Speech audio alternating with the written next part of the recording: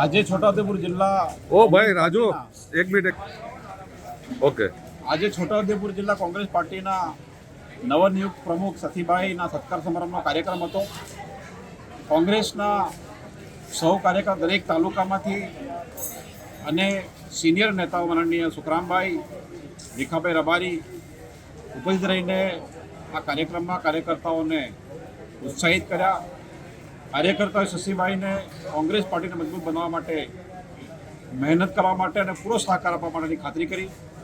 આજે છોટાઉદેપુર જિલ્લામાં જે હાલત છે લોકોની ભયંકર ખરાબ છે. આપણે બધાને ખબર છે કે આ ભારતનો પુલ તૂટ્યા પછી ડાયવર્ઝન બીજી વાર તૂટી ગયું અને તૂટ્યા પછી ખબર પડી કે એમાં કોઈ સળિયા બળિયા વાપર્યા જ નહોતા, ખરાબ બાંધકામ હતું. તો એ હાલત ખરાબ છે, રોડ રસ્તા ખરાબ છે અને પૂરા જિલ્લામાં શિક્ષણની હાલત ખૂબ જ ખરાબ છે. હમણાં જ રિપોર્ટ આવ્યો કે 1249 સ્કૂલો છે અને 1500 જેટલા શિક્ષકોની ખાલી જગ્યા છે. તો આ હાલત આ જિલ્લામાં છે.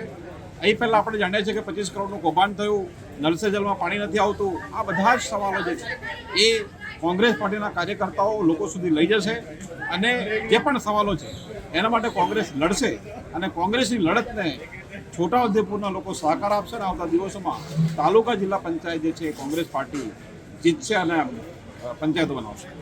હાલ ટૂંક સમયની અંદર એક તમે કોંગ્રેસ પાર્ટી લડી રહ્યા છો, પહેલી બીજી કઈ તારીખે જે છે તેમાં તમે વિરોધ કરી રહ્યા છો?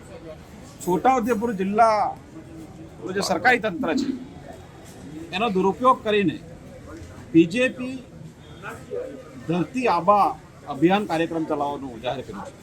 1 તારીખ, 7 તારીખ અને 9 તારીખ એ ગામડામાં જઈને અલગ અલગ પંચાયતના લોકોને ભેગા કરશે અને દાખલાઓ કાઢી આપશે. જાતિનો દાખલો, આવકનો દાખલો, સાતબારનો દાખલો, એ કાર્યક્રમ કરશે અને નામ બિરસા મુંડાના નામે કરશે.